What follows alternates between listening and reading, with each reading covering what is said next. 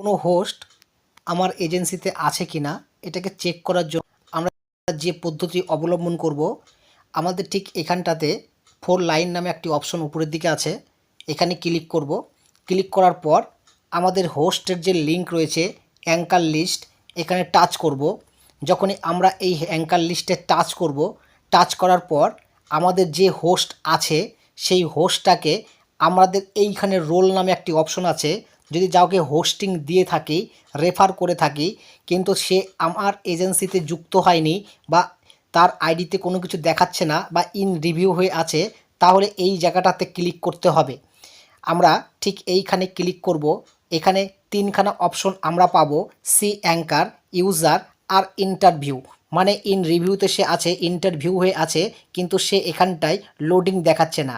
তাহলে আমরা এই ইন্টারভিউর মধ্যে ক্লিক করব এবং উপরের দিকে একটু চোখটাকে উঁচু করব, যে দেখতে পাবো যে এইভাবে উঁচু করে দেখব কোয়ারি নামে একটি অপশন পাবো। কোয়ারির মধ্যে ক্লিক করব।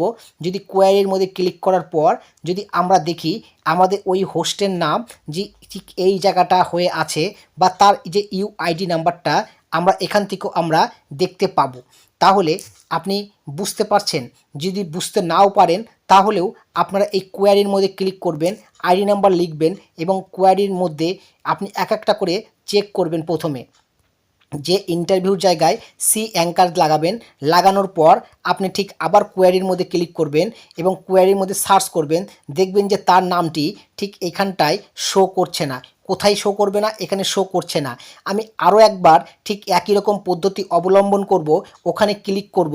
ক্লিক করার পর আমি ইউজারের মধ্যে ক্লিক করব। আমি আবার কোয়ারির মধ্যে ক্লিক করব।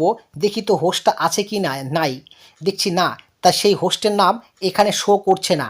তাহলে আমি আরও একবার প্রচেষ্টা চালাবো, ঠিক এখানে চেক করব, ইউজারের মধ্যে ইন্টারভিউর মধ্যে লাগাবো, মানে সে ইন্টারভিউটা পাস হয়েছে কি না দেখার জন্য। ঠিক তা লেখানোর পর আমরা কোয়ারির মধ্যে ক্লিক করব। কোয়ারির মধ্যে ক্লিক করার পর আমি দেখতে পাচ্ছি যে সেই হোস্টটা এইখানটায় তার আইডি নাম্বারটা শো করেছে, নিক নেমটাও শো করেছে। সে নিক নামটাও ভালো করে লেখেনি, রোল কি ইন্টারভিউ, মানে সে ইন্টারভিউ পাস হয়নি। কেন হয়নি? তার অবতার কি অবতার লাগানো আছে সেটা আপনি এখান থেকে দেখতে পাবেন।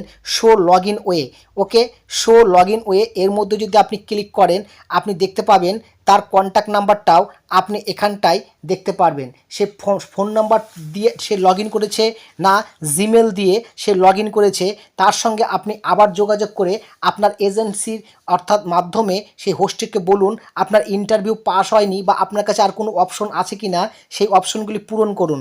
ঠিক একই রকমভাবে যখন ক্লিক হয়ে যাবে তারপর আরও কিছু আসবে যে নর্মাল স্ট্যাটাস, নর্মাল মানে সে নর্মাল স্ট্যাটাসে আছে এবং সে এখন বর্তমানে অনলাইনে নাই, অফলাইনে আছে। সে রিমার্ক, কি রিমার্ক, রিমার্কটা ভালো করে দেখে নেন। কেন সে ইন্টারভিউ তো হয়নি, নন ইন্টারভিউ, মানে সে ইন্টারভিউ দেয়নি।